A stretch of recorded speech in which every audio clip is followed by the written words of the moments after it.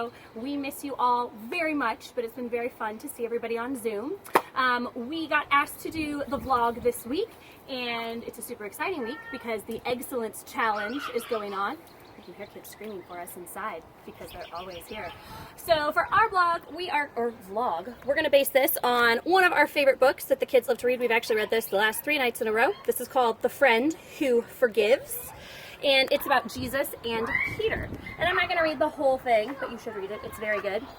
But it really focuses on Peter and his relationship with Jesus, and that Peter tended to kind of speak up a lot in his life. And one of the spots that I want to focus on first is when Jesus first calls Peter. He's in his boat fishing, and he says, "Follow me, Peter, and I will make you a fisher of men." And Peter, of course, imagines this looking very funny, him fishing for men.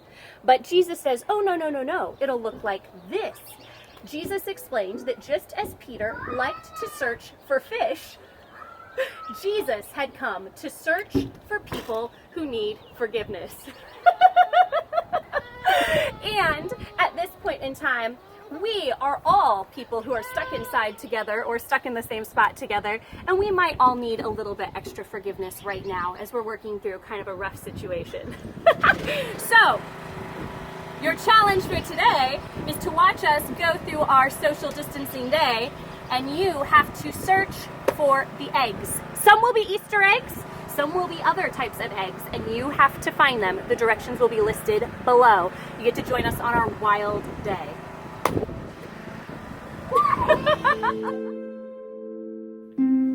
This is how I like to start off with my day, with 10 easy steps on how to make an egg. Number 1, walk into your kitchen like a champ.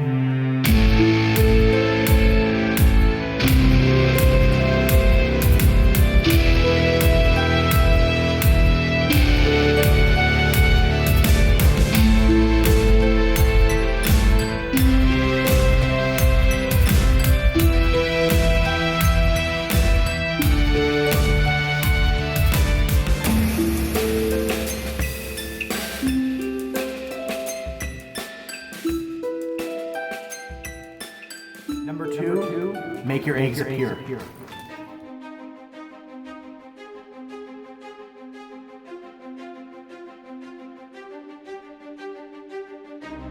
What's your mouth? Oh, what's in there?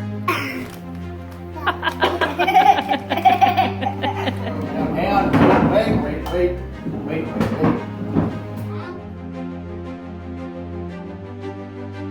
Number 3, get a mixing bowl and crack your eggs. Oh God.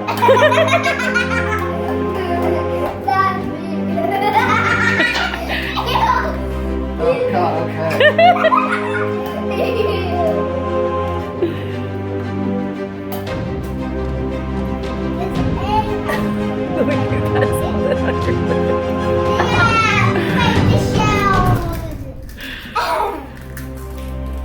You'll need 3 things: a pan, a spatula, and some oil. Number 4, heat pan on medium.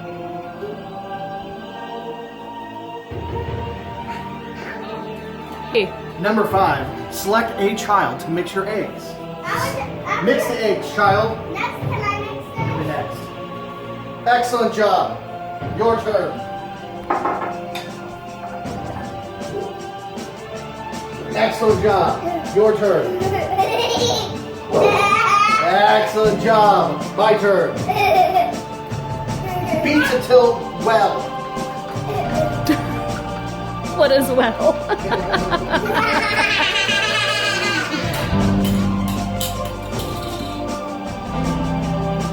Spread out on the pan.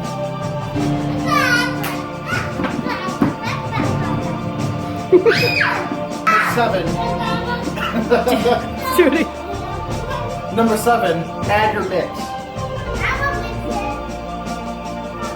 Number 8, beat.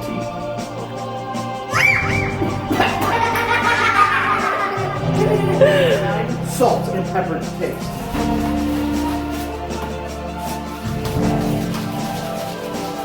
And number 10, when it's all done, EGGSC. Feast!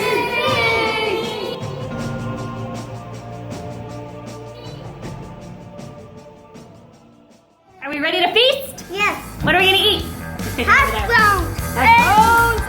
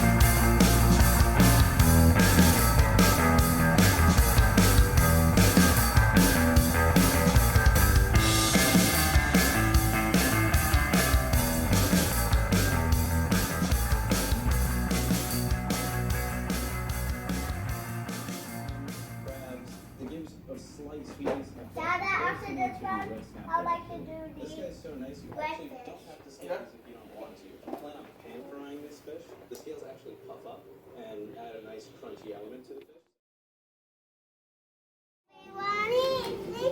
Everyone in this room. And please, push back the darkness and sickness.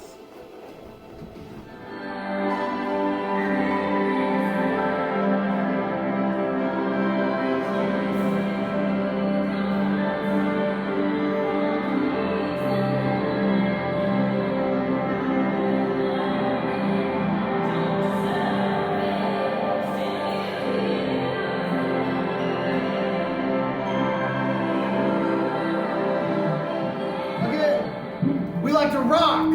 Yes, we do.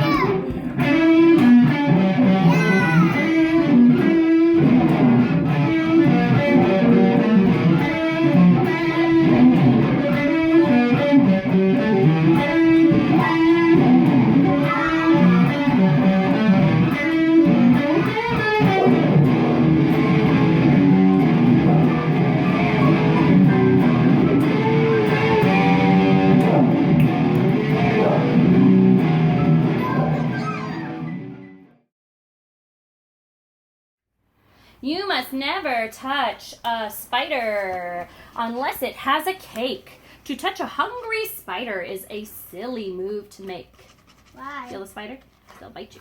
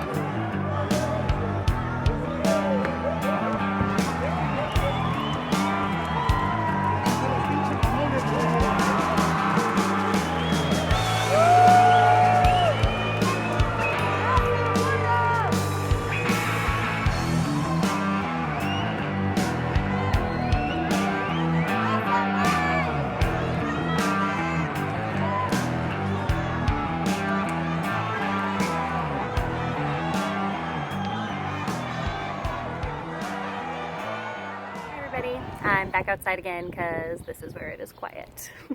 Hope you guys had fun finding all of the eggs and hopefully enjoying all of our wild craziness. I wanted to just jump back to the the book that I read a little bit of earlier, Jesus, the Friend Who Forgives. First of all, I'm an elementary school teacher, so I always have to plug a book. But also, this book has just meant a lot to me while we are in this kind of state of quarantine. I think most of us have probably heard the story of Peter, but Peter was one of Jesus' closest friends, and he was one who was always very enthusiastic and very zealous and always spoke up when Jesus was asking a question or doing something. And then when it came time for Jesus to be crucified, and when he was taken away by the soldiers, Peter was actually the first one to jump up and try to defend him. But Peter was also the one who denied him, not once, not twice, but 3 times. And in this book, the way it explains it is Jesus told Peter ahead of time, when this happens, you will say 3 times that you're not my friend, which is obviously much more kid language, but that's what he did. He said 3 times that he didn't even know who Jesus was. But Jesus was not concerned or scared or worried that somehow this would ruin his relationship with Peter. Jesus told him up front what would happen. And already then, Jesus knew what the end of his story was going to be, that once Jesus died and rose again, he was going to meet Peter on a beach. And even though Peter was so just defeated and just horrified with himself that he had denied Jesus, Jesus not only forgave him, but gave him the opportunity to say 3 times, Jesus, I love you. So that's really stuck out to me, kind of as we're all in the middle of this. Jesus was not surprised when Peter failed. Jesus knows, because he made us and we're human, and he knows we're going to fail. But we're surprised. I think Peter was very surprised. He was the first one to stand up when Jesus said what was going to happen. He was the first one to stand up and go, no, I would never do that. And then he's the one who did. And Jesus said, actually, Peter, in fact, you're going to do it 3 times before the cock crows tonight. So basically, we're more surprised by our failings than God is, because he made us, he knows us, he sees the end from the beginning, and he always knows how he's going to forgive and restore us. So if during this time you have seen some things come up in yourself that you were surprised by, maybe we've been more scared, or maybe we've given in to fear or worry, or maybe we're just really, really close to a lot of people in our house and we've been a little cranky and extra frustrated with people and not as forgiving. Whatever it may be, we might be a little surprised by our failings or just what's happening right now, but God is not.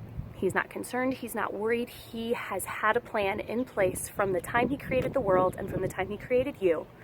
And he knows every good and perfect plan he has for your life. So I just want to encourage everyone with that this week as we're going into Easter. Jesus has seen the end of this thing already. He knows. And the same power that raised Christ from the dead is still working in us today. And maybe it's not us seeing people out in our community as much as we would have before, but it's us loving one another in our homes. Sometimes the most difficult things to do are to love people when they're very, very, very close to you. So be encouraged this week. Happy Easter from all of us at Berea. We love you, and we're excited to see you again on the other side of this when this is over. Have a good week.